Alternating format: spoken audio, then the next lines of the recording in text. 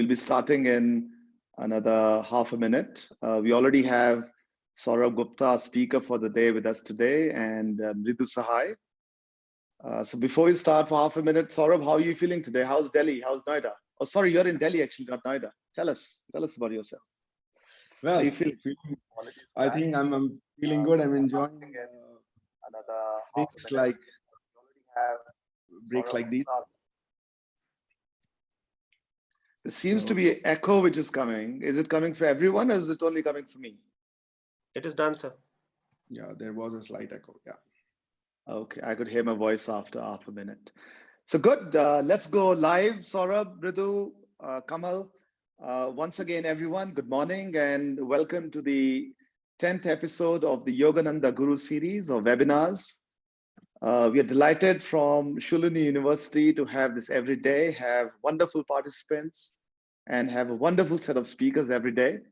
Today we have a very dear friend of Shoolini, a very dear personal friend, Sourabh Gupta. Sourabh is a world famous architect. He's a great designer. And I'm sure as you go through the fascinating journey of Sourabh, and when I say journey, hopefully he's going to take us through the journey across the world and the journey of architecture and the journey of design. I'm sure all of us will understand the meaning of design, why design is so important for us every day, every moment of our lives. So Sourabh, just a quick introduction. Sourabh is an architect by training, but he has his passion in design. Apart from being an architect with a firm called Arcom, Sourabh also runs an educational design institute called the Design Village, the TDV. Mridu is part of that. Sourabh also runs a bunch of initiatives around design in terms of furniture design, concrete design, and other initiatives. And there must be many more, Sourabh, so we'll hear from you on that. Sourabh is also an avid traveler. He takes people around the world on travels, especially related to architecture. I've had the joyful experience of being with Mridu and Sourabh on a trip to Europe following Corbusier. And I think next time when you're doing another trip, please let us know, Sourabh, and we'll be delighted. So once again, welcome everyone. Welcome Sourabh, welcome Mridu. We look forward to this fascinating journey around architecture design. But before I get into Sourabh, I have to also mention that Sourabh is very, very active in restoration of old Indian architecture. So if you go to the Taj Mahal recently, you'll see lots of exciting stuff that has happened in and around the Taj. So we'll hear from Sourabh around that, what he's doing to make the Taj even more beautiful. Kamal, for some reason, you're on my screen. So you might want to look into that. We'll also, he'll talk about the fascinating journey of making the city of Lucknow more magical. So he's working on the city of Lucknow, making it, looking at the architectural wonders of Lucknow and making them more exciting. So I think with that, we are going to go into Sourabh, and over to you, Sourabh, for this very fascinating talk today. Over to you. Okay, thanks, Atul. Morning, everybody. So it's a Saturday morning, and I hope everybody's fresh and good. And I'm going to try and share a little bit of what we do to be able to hopefully excite some of you to have similar journeys or journeys at your own level. So thanks, Atul, for all the kind words. You're as liberal with your words as always, and it's always a pleasure to be part of anything that you do like this. So I basically, being an architect, I've been running a practice for about 20 years. And now with, like Atul explained, as a journey, as a life journey, literally the experiences have actually unfolded into multiple things that I do. And I think that's what I would like to share with all of you today. Some of my experiences and see what life has to take us to. So basically, I think I'm on a perpetual design expedition myself. And today I'd like to just share some of my thoughts on that and how I really have learned through my journey and the lessons I think it can bring in. I'll also try and talk a little bit about architecture, of course, as my work, because I understand a lot of you are not from that field. I'll try my bit to be able to dismantle it in a simple way, to be able to explain and express what I do and how I do things. So as a company, when I started 20 years back, it was a very simple reality that you wanted to do everything you can. You to design a city, to design a chair, and an architect is trained to have an ability to be able to do that. But to be able to position yourself, to be able to work with clients at those different scales, I think one has to be very clear that that's the direction. Because what you tell yourself is that you don't become a specialist, you become a generalist, but the only thing you specialize in is in design. And so you start with your core competence of architecture, which I did, and then kind of expanded my horizons, so on and so forth. So I had a very large, very varied portfolio. The journey was beautiful. We have our own studio in Noida and a few offices around India and in Europe. We are practice of about 120 odd people, fun people, young people from very varied facets of life, design managers, graphic Saurabh, designers. there's a request to raise your voice a little. I'll appreciate if you could speak a little Yeah, louder, please. sure.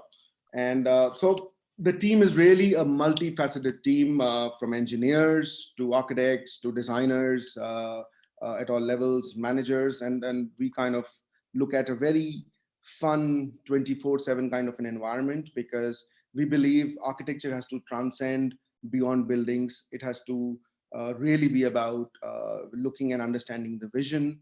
It's about understanding the need of a project and then plug in as and when your expertise kind of take you. So whether it was institutional work, or it was work from a commercial or a cultural nature, museums, infrastructure, hospitals and hospitality, or large scale parks or city developments, uh, old buildings, the heritage buildings, as well as rehabbing the old buildings, very niche private houses, interiors, as well as large scale commercial work. That's broadly how architecture kind of expands itself. And we've really been lucky and clear that we wanted to touch it all, we wanted to taste it all, and then see what our sweet spots are. And like I said, kind of make our own connect with our own design direction to be able to do every kind of every kind of architecture project. So the idea was always to do something very Indian, but also do something very contemporary. So it was always an idea to never try to copy the past, to respect the past, or to look up and look out to the West, again, to understand the West and respect the West, but then try to find in your own architectural language, in your own design philosophy, how today's realities and today's world needs to be seen in the kind of work you do. It needs to always reflect. I always say architecture always tries to reflect the time of today and the society of today. That's fundamental to architecture. And we try and bring that, we try and be the ambassadors of India across the world, in all my talks, in my teachings, everywhere, that we try and show what India is now. Everybody loves to or understands what India is of the past. And I think it's time that they know that India is really evolving, the society is really moving up. So extremely close to my heart are projects which actually touch people, touch societies, because I feel uh, the work is all about being able to build, to be able to make an impact. The work is to be able to celebrate our culture, our cities. So this is a quick view, an overall view from a plane of the Delhi Hut in Delhi. And it had this big space around a very congested area, but it is abutting the famous or the infamous Tihar jail. But this area did not have any parks. This area did not have any common spaces. And so we made this kind of an integrated green park plus a bazaar, a market with air conditioned shops and food courts, but also open spaces, amphitheaters and exhibition spaces, auditoriums, and kind of made one big cultural complex. This was one of my first projects as a serious project of a government public work as a practice. I was 5 years old as an office then, and it took us about 8 or 9 years to kind of develop it. But nothing can take away the feeling of all this architecture, all these projects getting consumed when public sits into these places and enjoys and uses them. And I think that's what one thrives for. That's what one lives with, and it makes you, go stronger. Of course, I could not have not discussed or shown a little bit of my experience with Shoolini. We've had a great relationship. I've really enjoyed the challenge of seeing the founders, their clear vision, their ambition to make this a world-class university, and used the topography and the context to its benefit to try and create a university of an international nature. And I think that's very important, that you understand the vision, you understand the spirit with which people work, and you help those people get their own buildings, their own campuses, their own houses, their own domains in accordance to what they've always wanted to. I think that's really the success of a project.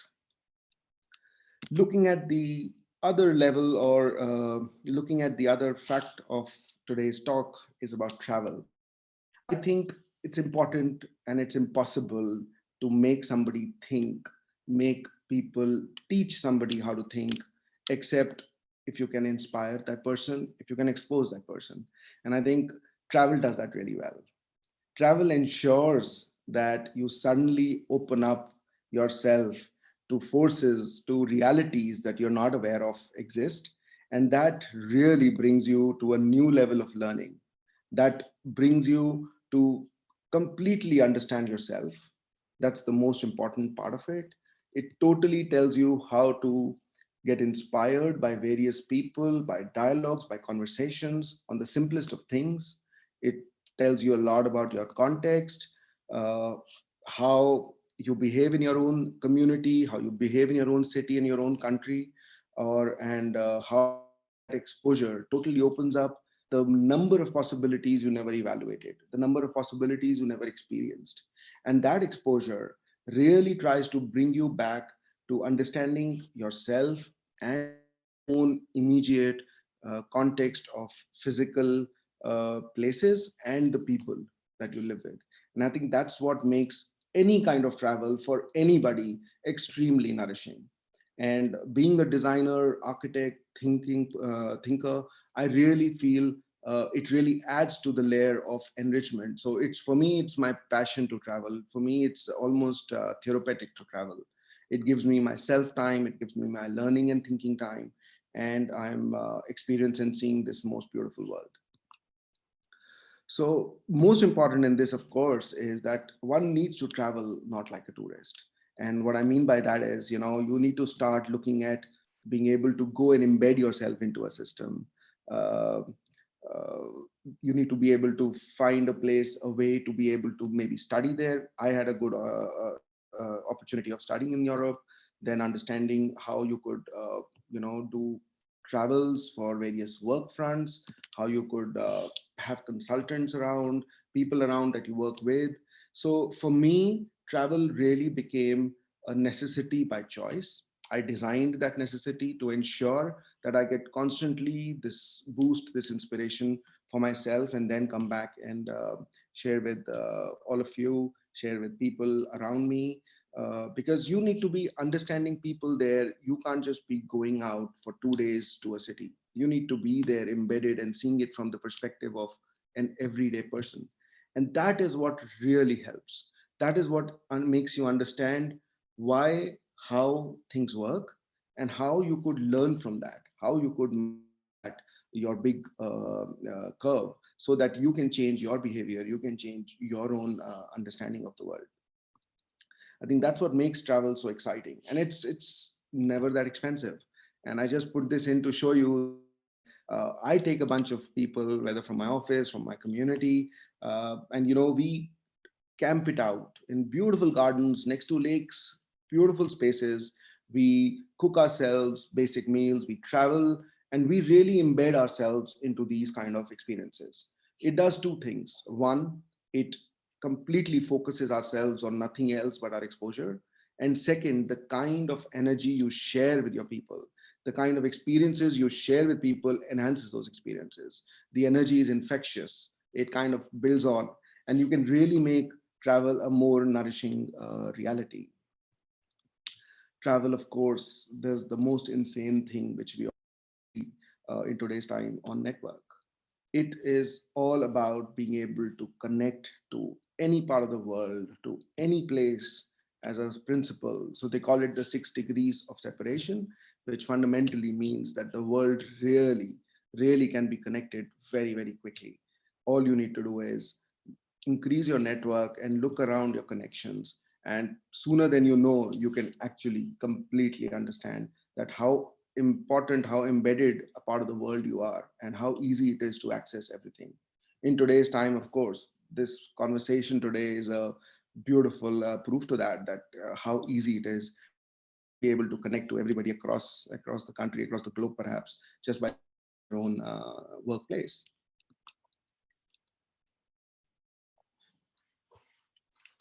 So to me, the comfort zone of living in your own spaces is not really learning. And I think it's all about learning in your life. Life has to be really be a journey of learning. And one has to step out of the comfort zone. I think that's very, very important. You need to come out of your comfort zone to be able to uh, get that learning. And the smartest learning really happens when you're pretty much at the edge of that complete comfort zone, and then the space outside, which is the edge of the comfort zone, and living in that sweet spot of being on the edge. Of course, there is a panic zone beyond, and I would refrain from that. But one needs to have that line, that black circle defined for oneself, and ensure that you're constantly pushing yourself to this level of discomfort. And I always feel that I always have figured where I want to be in my comfort zone, in my out of comfort zone, but it can keep expanding, it can keep changing. So it really evolves with you. And I think that's what keeps you learning. And I don't think there's a bigger high than being able to learn. The smile, the energy you get by being able to experience something new and then being able to adapt or understand it, I think is the high that one lives for. So it's the most beautiful way to test yourself, the most fun way to test yourself is to have yourself out of this comfort zone and travel. And that's why traveling becomes such a easy and an obvious way of looking. For me, life is living life through design. So I'll take you through a little bit of my understanding of design. What is design? Design is not all these brands. Design is not just what we understand as art.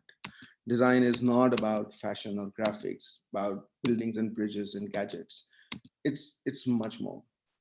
Design is way more. Design is about how things work, how the world works. Design is about how the world feels and looks as an experience.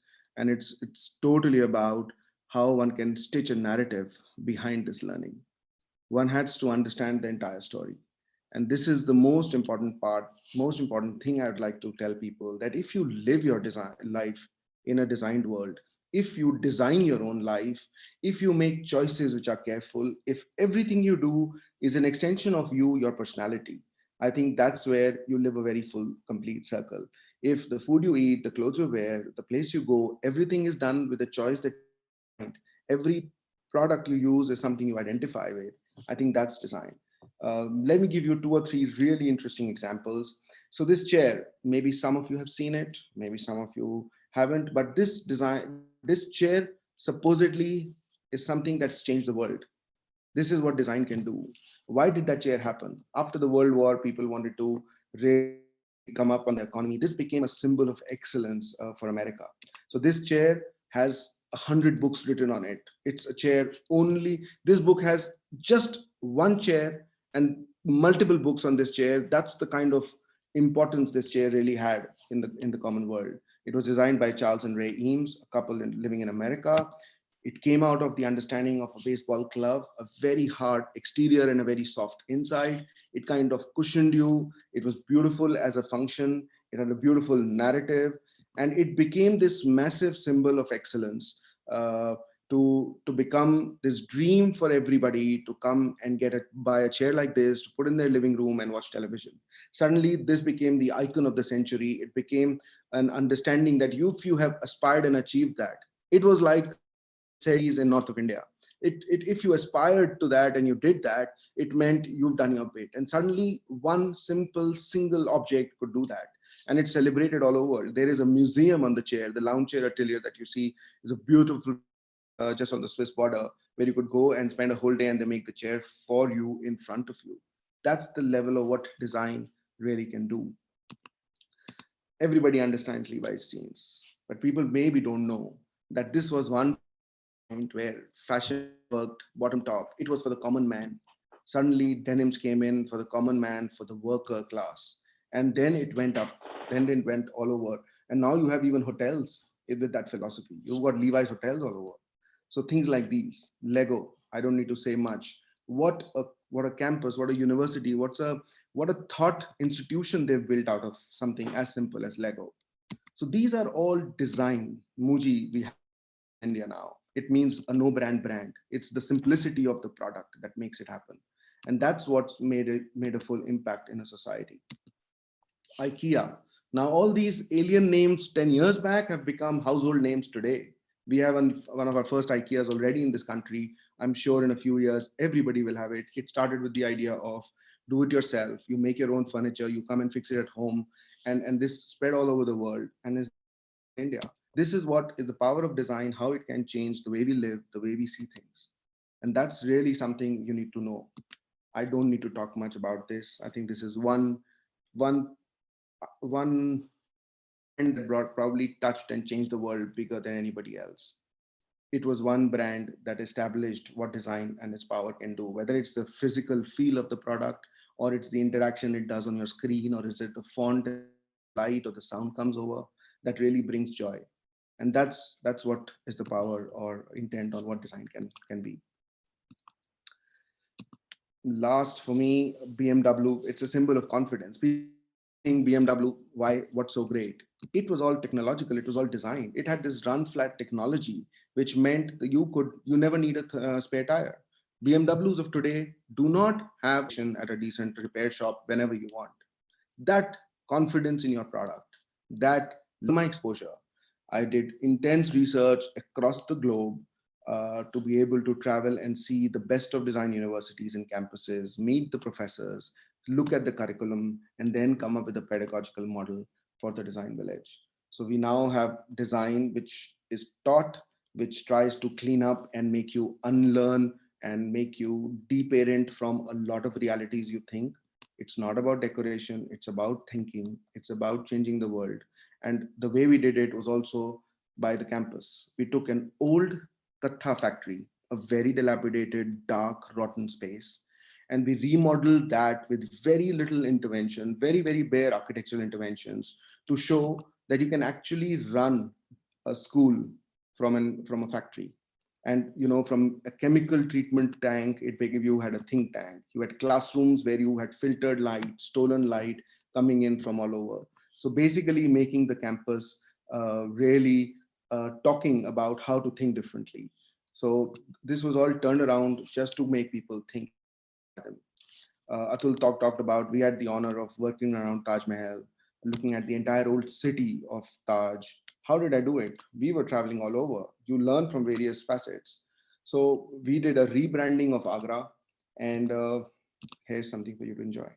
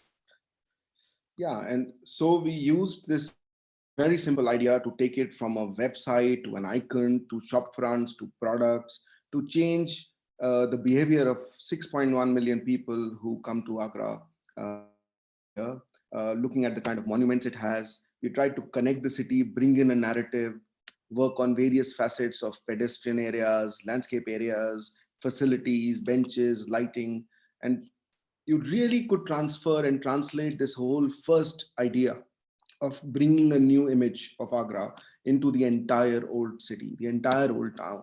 And now suddenly your experience of going to Agra gets much and much more enriched, much more holistic.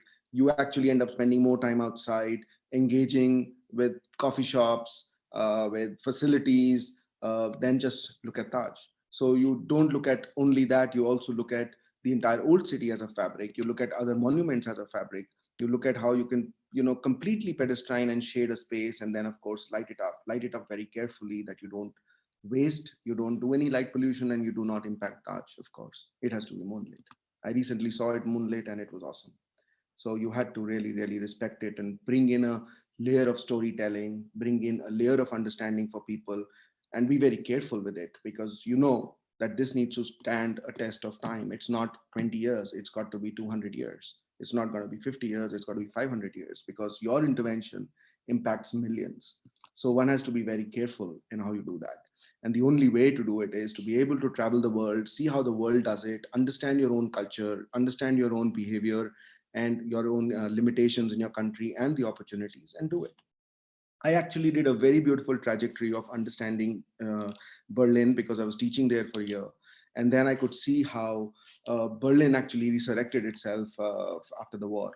And this was the Reichstag, the entire destroyed city, and how really it has become the icon.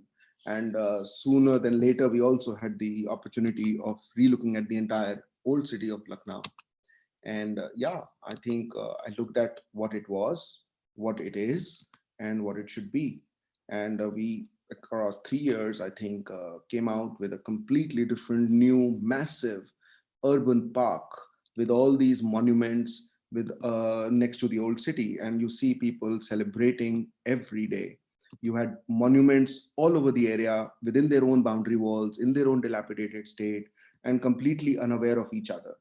We looked at that, we studied it carefully, brought in all we had in terms of our energy, and made it one big park. Suddenly now, if you go, this is like a picture perfect place, with people taking selfies all over. It's a classic. It's the most inspiring, it's the most satisfying thing I've done uh, as an architect. We were asked to look at mandis. What we did, we took a bunch of government guys uh, all across, and showed them the largest mandi in the world, which is the mandi for flowers. We went to the Netherlands and made them study how the Dutch work with their farmer markets. The learnings are in, I mean, you don't need to reinvent the wheel. You need to understand the love and passion with which it's done, and then you need to bring on that learning. It was crazy. I mean, we were working for the UP government. We took the officials there, made them interact with people, told them how big it is, and what are the kind of problems we face, and imagine 40% of our food going waste.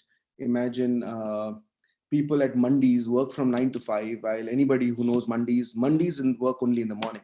It's only from 5 to 9. So by the time officials come to work in a mandi, the mandi work is actually done, and nobody's looked at it.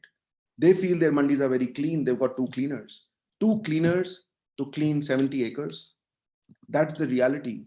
And you had kind of transactional issues. So we went way beyond design and architecture. We went into processes, to strategy, and then came up with multiple ideas at multiple levels, and injected them to ensure that some change can happen. These are not changes that can be very fast. You have auction portals in all over the world. For you don't need to sit there. You have auction systems which go top bottom, that the guy who bids the highest gets the bid, and that's the closure. So you can choose to bid according to that. It's a top bottom approach, not the kind of mandi approach we have right now. So there were things we could do. We understood all kinds and facets of people inside a mandi. And you must be wondering, what is design in this and what is architecture in this? And that's why I choose to show something that is so near and dear to us, so close to our lives, And the only way to be able to make a change is through design, to understand and explain the stakeholders, to bring in these fundamental changes through design thinking. It's changing the world. A very, very dear project for me. There's a design biennale, there's an architecture biennale in Venice, which I love to attend, and I highly, highly recommend for people to go. It really opens up your mind. So we met this most amazing guy, an Italian fellow who was manufacturing paper out of anything. And more than the guy we met, we have one of the most amazing clients, who's none other than Mr. Amitabh Bachchan. So in one of our journeys or projects with him, he said, why don't you design me a new logo? I want a logo and an identity for the next 25 years. And not just designing the logo, we actually went all over and we designed the paper for him. We took the sand from the banks of Allahabad at the Sangam. We brought that sand into Italy, where Michelangelo's paper used to be made. And this guy there then handmade the paper, which was so special that it could take the ink and the handwriting of Mr. Bachchan on one side. And on the other side of the paper, you could sense the sand. And that was really the fun and the accidental realities that you can work with and bring people together. So here is something to enjoy.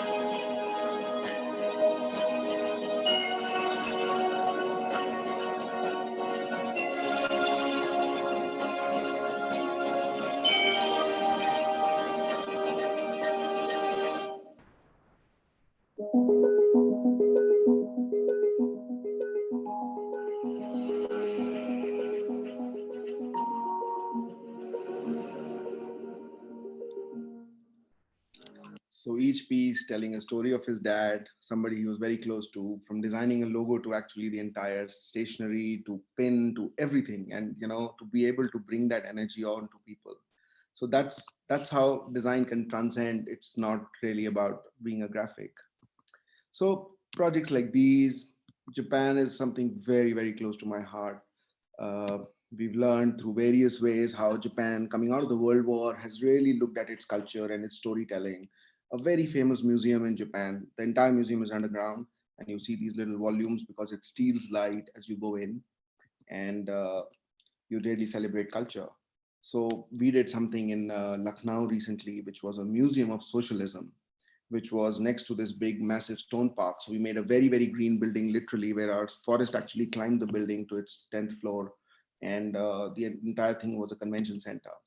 And from that convention center, we really carved out, literally, a triangle of three values of socialism, which became a museum. And this museum then, from its urban insert to its architecture, to its interiors, to its product design and research, was a very holistic experience of which very clearly showed the power of architecture and design. Last but not least, one of my favorite projects, I think the finest building ever built on this planet for me is a monastery in Laturet. And we had a beautiful opportunity of building an Islamic center in Dasna. And we really looked at that as Indian, as today's time, and as a place of worship and study of faith leaders in a very contemporary way, because the idea was very liberal education for faith leaders, and that institutional value had to be transferred into a built institution. And so everything we built around it was really trying to have that philosophy of timelessness, of power, of culture that one could really relate to and go way beyond religion. It's a way of life. It's a way people thrive. And it's how you can change people's lives who can then be able to change societies. So I don't want to get into details of architecture, but that's what architecture intends to do. It does not try to look beautiful. It tries to bring in the narrative. It tries to make a difference to people who use it.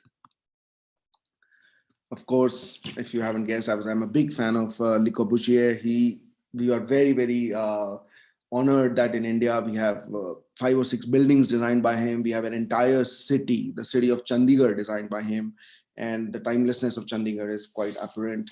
And so I went to the grave recently, which is in no man's land somewhere south of France. It's really hard to get. But you go there and you see people still coming. I mean, I met an Italian guy who was an architect and standing there. And it was beautiful to see how architecture, community, design as a community has its own life, has its own language. And to be able to be a part of that is really an honor. And, you always like to make life that. And, it really takes a detour when you travel the world, and you kind of bump into people, philosophies, projects which align with you. You share experiences, you enhance and absorb, and you do it more because of the people you're around, not just the places you're around. You enjoy and discover yourself. It brings in curiosity. You realize what information does to you. You realize how important it is to be an enthusiast. I mean, I went all the way to Switzerland to attend this one lecture by a Nobel laureate, practically a Pritzker Prize laureate, Balkrishna Doshi, an architect, 95. He was my professor. I went for that one lecture for that 1 hour, but I think that's one of the happiest things I've done in my life, because you see how things work, you see how world changes with these kind of moments. So life has really been my eureka. It's something that brings me with all the realities together, and I highly, highly recommend that for the world. It brings people together. It brings your thoughts together, and it really helps you find yourself. These are just images of travels all over the world. Last 10 years, these are actually curated travels that I've done with a bunch of people. You can see from the as far as left of being around California to the right of Japan. You span it all and understand India in a better way. You try to curate. Please do have your bucket list things. Work hard on them. Places that are hard to know, harder to find, and impossible to reach. But and get there. I think that's all I would like to say, and hope this helps people have a slightly better understanding of my world of design and architecture, and how I live as a traveler. Thank you. What a fascinating talk, Saurabh. I mean, I'm getting goose pimples. I continue to get goose pimples. What amazing, let's put it this way. Made me think a lot. The first question that came to my mind, and there are lots of them from the audience, and I'll come to that in a minute, is a lot of your travels seem to be outside the country. Are you planning to also reach the hardest places inside India sometime soon?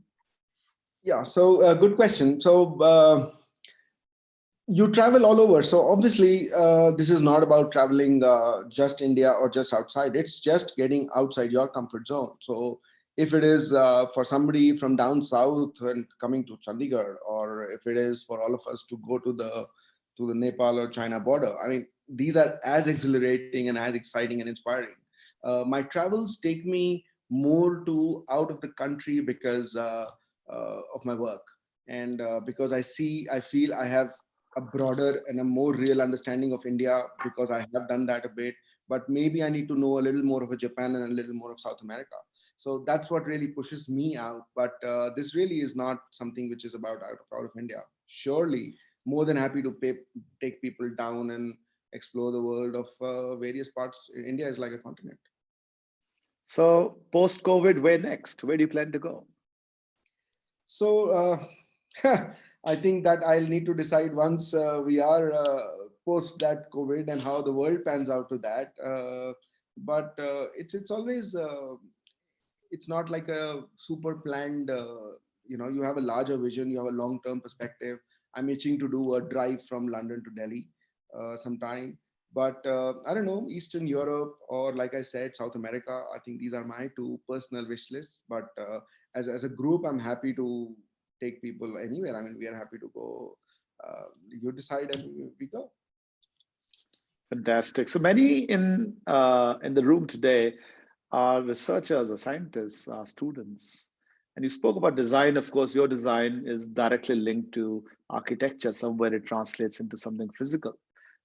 But what are your thoughts about using the philosophy of design, especially in more intangible areas like research, in areas where you're not really making a building? Do you think you can use the same philosophies of minimalism, of design, or what do you call mad and fun into things like research, into things like academics, into things like how we teach, pedagogy, etc.? So absolutely, Atul. I mean, to me, I call this as accidents, where people come in and collide, where minds come in and collide.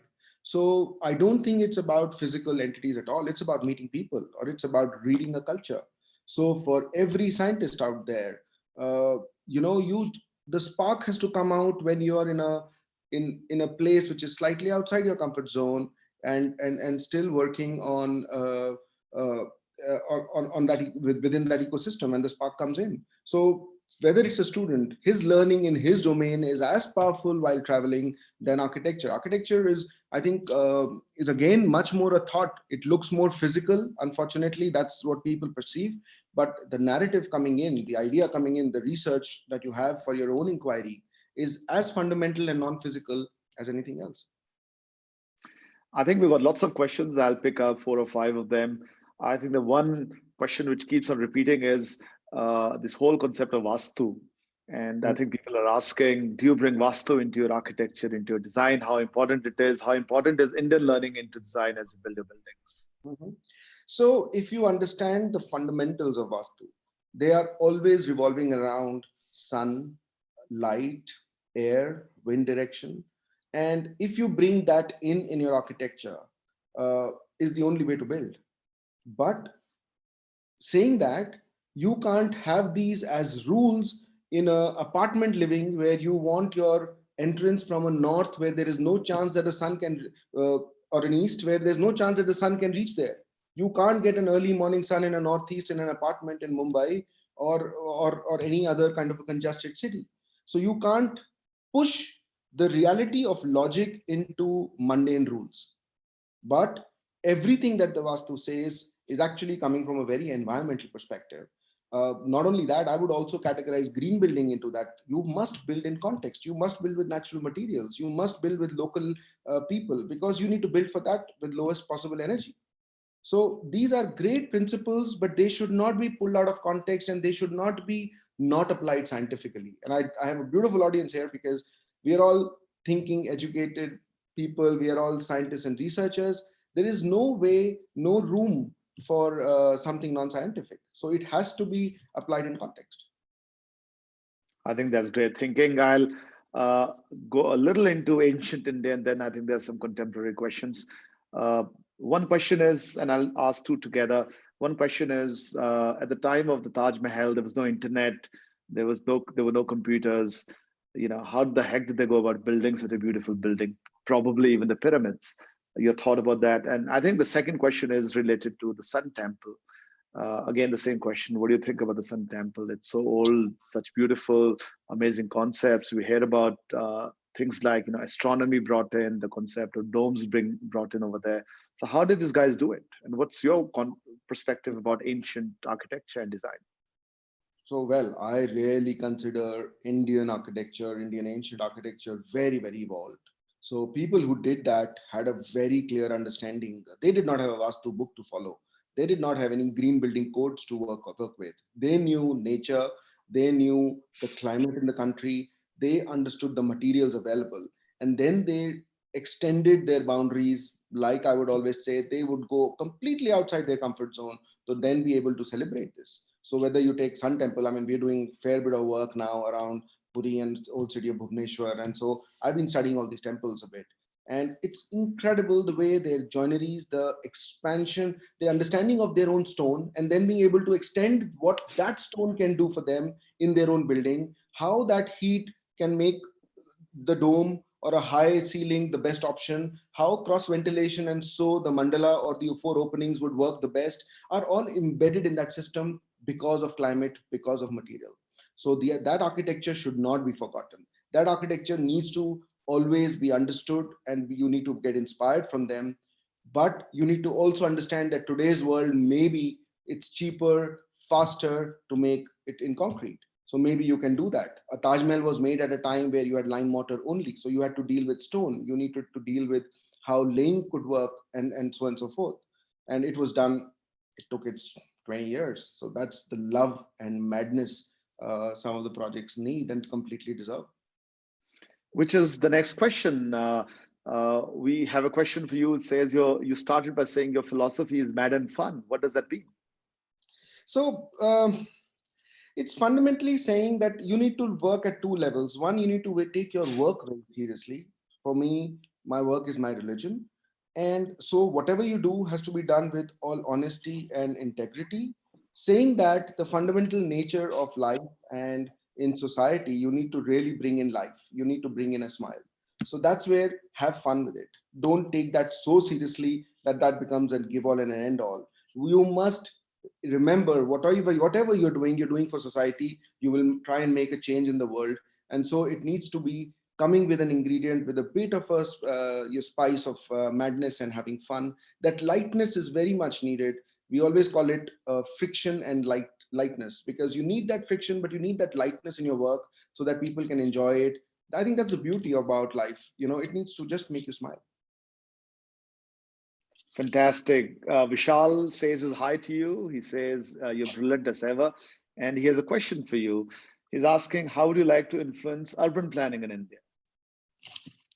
So, hi Vishal. Yes, I am already working on multiple fronts at that. And I think uh, urban planning, actually, I have been thinking about this since COVID. And I think COVID is this most amazing tool and opportunity now to be able to really push the envelope, explain people all over, to be able to kind of change the urbanity of the cities, density of the cities. If now the governments and the public cannot get out of slums, if now a Dharavi does not disappear, then I don't know what else will make it happen. I mean, today's morning said 100 cases plus in Dharavi. And if still we can't deal with that urbanity in a more successful way, then I think that the learning is zero. So today's urbanity needs to work with today's reality. We need to try and start shrinking our cities rather than expanding them, making multiple centers rather than these mega cities. And I think we need to work very much, very, very close to nature with this. The only super positive is like the current context of zooming. We need to stop traveling into business flights and trains 24/7. Let's zoom in as many conversations as we can, and try to make a green footprint from that perspective. I think as you talk about this, I just remember my days in Switzerland, Saurabh, and it's very interesting. We used to call it the Greater Zurich area, which had a population of something like a crore of people, but the city of Zurich itself is only 10 lakhs, and there are lots of villages around which are connected. And I think it's more like a physical connection. But do you see that happening in India? I always wonder, why should they be, a large Solon or a large Simla? Why should not they be, a small Solon, but we are able to develop the villages around and make them sort of urban centers to some level. But how do you make it happen? I mean, how do you make the infrastructure happen? How do you make the roads happen? How do you get the technology in there? Do you see that even happening in India? Yeah, I think you've pretty much answered your own question, Atul. Very, very good reality and an observation, I must say.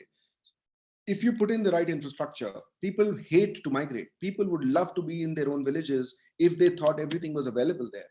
So if you bring in a lot of infrastructure and you have a larger governance and a footprint of a larger master plan, so to speak. So I think Vishal's question is spot on this, that if we have a larger 50-year and a 20-year plan through which we change, we make things and not have these 5-year governmental modules for urban planning, I think things will change. If you make your villages, your smaller towns as big cities, and already we can see the B towns were becoming so powerful. Now we need to get to C and D towns, and that would completely liberate our A towns, these big mega cities, from expanding more and perhaps shrinking. So I think that's something at the policy level and at the infrastructure level, and there you go. Nobody loves to leave their home, and I think everybody has seen and realized this. It's a mirror for all of us this last 6 weeks. So I'm going to bundle a few questions. I'm sorry, guys, we're running out of time. Sanjana is saying that with travel minimized, do you think design will change? Will it affect design processes? I think Saurabh answered that by saying we'll probably have smaller buildings. I think migrants going back to the villages clearly indicating that they want to be with their family. So hopefully we can build design and architecture into the smaller villages. Two non-architecture questions. One is a little feminist. So Manju's asking, you've talked about Corbusier, you spoke about a few other male architects. So are you. So who is your inspirational woman architect? I think she's asking this question. And there's another question by Rupak. He says, you clearly have figured out what you want in life. Most of us have not. And sometimes many of us lead a regretful life. So how do you realize, when did you realize what you want to do? And the third thing I'm going to ask Mridu, Mridu is a very dear friend of Saurabh, also a colleague. So Mridu, I'm going to give you this opportunity to ask the toughest question you ever wanted to and embarrass Saurabh. So get ready for that. Come on board. So why don't you answer these two questions, and then Mridu will ask you a question and we'll try to close it after that. Okay, great. So the first question, of course, there have been insanely large array of lady designers and architects and very big influencers. People haven't heard of them as much, but even if I showed the chair out there, it was by Charles and Ray Eames. And actually Ray Eames was the real carpenter, the real thinker behind that product, and a lot of what Charles and Ray Eames' work is. Similarly, you've got Eileen and Alvar Aalto, very beautiful traditional architects from Scandinavia. So I think women have always played a fundamental role. I think they're way more sensitive, and so their understanding of culture, society, their ability to be able to go under the skin of a client is much sharper. And so I think they're more than fascinating journeys. We just saw a beautiful exhibition of women in Bauhaus, and it was insane how much work was done. So I think it's more about the reality of being able to see a lot of males in the architecture fraternity, but I would never consider women in this field as one rung lower at all. Not at all. I mean, I love the work of all these great people. I mean, my daughter is called Zaha, and that's just a celebration and a tribute to Zaha Hadid. Not that I'm very fond of her work as such, but what she brought to design and design world and the power she gave women was phenomenal. So people have heard of Zaha Hadid as one of the probably only lady architects, right? So I think that's that for me. I think I hold that in high esteem. And so talking about, sorry, I'm interrupting you because there's a question around, another set of, I would say, people. Arvind is asking, do you think Italians are superior designers? Do you think they're the most evolved out of the designers? That's one related question over here when we speak about. Arvind has to be an Italian to say that, because only Italians think. So I think that's they probably are good salesmen, I would say. I always feel Spanish wine as good or better than French wine, but the French sell it well, and so does Italy sell its design really well. But there's no way you can question Germans and Americans and Japanese. I mean, all of them have their own complete worlds, and totally don't forget Indian. Indian Yeah, design. you're right. Vishal is saying that Arvind is half Italian, so we'll take his word for that. Right. So what But about when did you realize what you want to do in life? I think let's take that question. so two quick answers. To understand to being an architect, I was really lucky.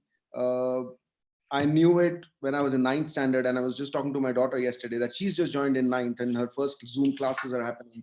And I had figured by ninth that this was the most beautiful uh, domain for me because it brought in art and engineering together. It brought in technology and thinking together. And so for me, architecture became something very clear in my very early days. And I was very lucky, and I was aware that I was really lucky that I'd figured it. Saying that, I'm really at a loss now. Now I don't even know what I am. So I have not really figured what I want to do. I love to build. I love to do these things. I love it's beautiful journey to build a new school, a school for thinking. But then you're at a loss. So I think it's a journey that you need to make some choices, choose your battles, go for them, and not really worry if you're floating. But don't just float. That's a no go. I think that's something our society does not need. So well said. Ridu, over to you for your question, and then we'll try to close for the day. Thank you, Atul. Saurabh, I just wanted to ask, out of all the travel that you've really traveled for so long all over the world, which is the most inspiring city and what could we in India learn from it? So I think I spoke a little bit of that. I mean, although as cultures, I would say my biggest learnings have been Japan and maybe even China. I actually traveled a lot of some of China with Vishal and Atul, and it was great. But as a one inspiring city, I think it would be Berlin because it was Germany was killed. Germany died with world wars. Okay, the city had nothing. The economies were killed. You had these mega, almost monstrous rules and regulations by French and the Italians, French and the Americans and the English. And then they came out with their economy, with their cities, with their culture. Now Berlin is the most brimming cultural capital in the world right now. Whether it's music, whether it's art, the way they've completely re-transformed themselves as a society. Indians had the same timeline.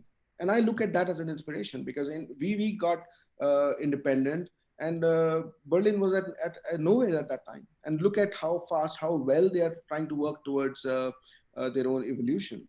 And I think it's an inspiration and it's a beautiful way to push yourself and get there as an Indian society. So I think to me, eyes closed. That's my top one for now. Thank you, Great. Saurabh. I hope with inspiring people like you around one day, our cities, Delhi and Bombay, can reach the similar glory as Berlin. I mean, Delhi and Bombay are great places. Don't get me wrong, but we need to bring in more sanity into them. Mad and fun is nice, but madness in the right way, order and chaos is probably the way to go. But Saurabh, what a great talk. I just like to say, Saurabh spoke about his daughter and he spoke about learning. So I've been on one educational tour with Saurabh, and his daughter was there. And I just saw so much knowledge in the eyes of your daughter, Saurabh. So I think one of the learnings I have is to say, take our kids for travel, but make them slightly educational tours, not just pure entertainment tours. Saurabh also does not stay in the best five-star hotels or four-star or three-star. He loves to stay in camps. He loves to travel by car, by buses, and likes to experience the local environment. I think that's the way to make our kids and our family travel. So let's experiment that. Let's do that post COVID. I think we all have to wait till the world gets a little sane. But that's really about it.